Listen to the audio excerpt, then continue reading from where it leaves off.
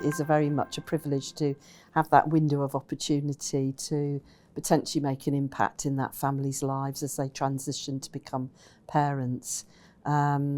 It's a moment in time when they're actually very open to education, learning about being parents, because they want to do the best for that baby. And I don't think that can be underestimated as a midwife. I've been a midwife for many, many years now, and I still feel that excitement, I still feel that passion.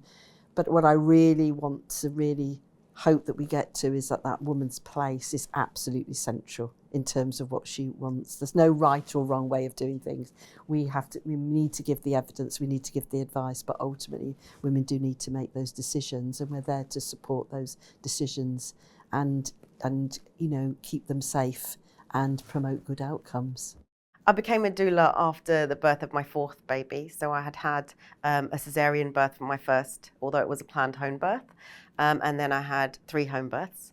And after my fourth baby, I started supporting within the NHS for breastfeeding peer support. And then I wanted to do more like that. And when I realised that there was a job where I could, support families throughout the pregnancy and that perinatal experience, I knew that was the job for me.